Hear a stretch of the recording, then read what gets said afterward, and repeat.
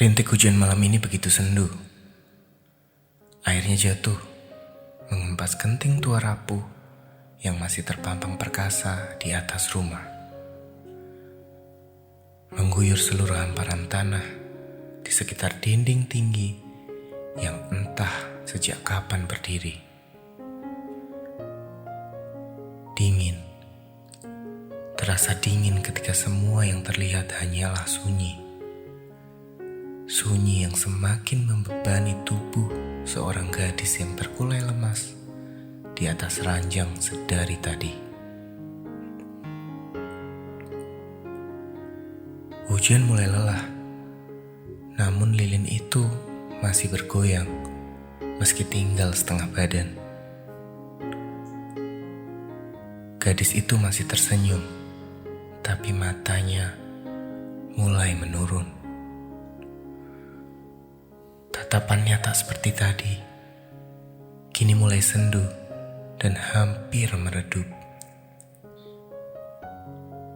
Angin pun turut membantu, mengganggu lilin agar cepat terus turun dan turun hingga habis.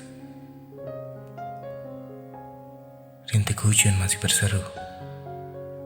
Angin lembut masih berputar-putar menyelimuti gadis itu.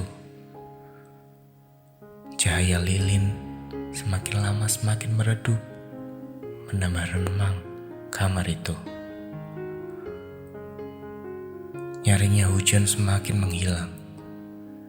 Dentangan jam membuyarkan semuanya. Ini sudah jam 12 malam, tapi tidak untuk gadis itu. Matanya terpejam bersamaan dengan gelegar jam yang berdentang. Cahaya terakhir lilin kecil padam, tersentuh angin semilir yang melaluinya. Gelap, hanya gelap di sana. Seakan rumah tua itu mati. Tak ada suara atau kesibukan lainnya. Tenang dan damai.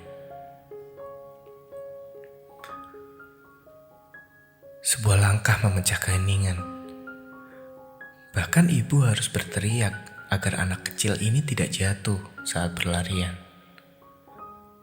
Pelan-pelan nak, nanti kamu jatuh. Jangan ganggu kakakmu. Suara ibu yang tak berkesan di telinganya. Karena dia bersemangat menaiki tangga dan menuju ke kamar kakaknya. Membuka ruangan itu dengan penuh riang dan tawa. Dia di sana, seorang kakak yang masih tertidur pulas. Anak kecil ini tidak mau tahu. Dia hanya ingin kakaknya bangun dan mengajaknya bermain. Kakak, ayo bangun. Ini sudah siang, Kak. Ajaknya dengan senyuman. Tangan yang mungil menggoda gadis itu, mencoba menggerakkannya agar dia terbangun. Semenit, 2 menit, hingga beberapa lama, anak kecil itu lelah menunggu. Dan muncul rasa penasaran, kenapa kakaknya tidak mau bergerak. Kak, kata itu yang terus-menerus diulang sang adik. Semakin lama, semakin keras, hingga ayah memaksakan diri untuk melihat apa yang terjadi. Saat ayah tahu, anak kecil itu sudah berderai air mata. Sesenggukan menahan tangis di depan kakaknya. Tangannya masih memegang tangan sang kakak, berusaha membangunkannya. Dengan sigap, ayah mendekap anak kecil tadi, memeluknya dan mengusap air matanya, menatapnya dengan penuh iba. Kakak kenapa ya? Dia tidak mau bangun? Tanyanya pada sang ayah. Sebenarnya ayah menahan luka.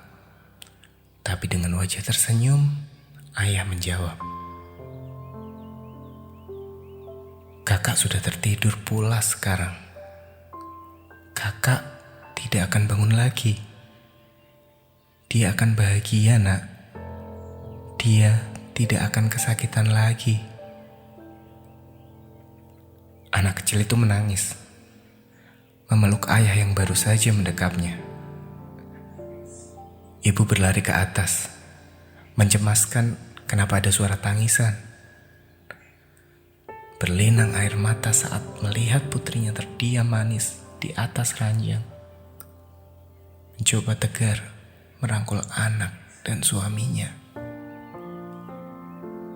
Ya, hujan memang tak turun lagi. Tapi tetesan airnya masih berlimpah di segala arah. Lilin itu padam sebelum semuanya sirna,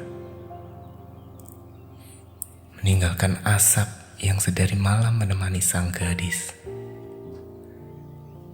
Kini, gadis itu memang telah tiada, tapi kenangan bersamanya tetap mengalun bagai asap lilin yang terus terjaga hingga waktu yang memisahkan. Hujan Pengantar Tidur, Setyaningrum, 2016.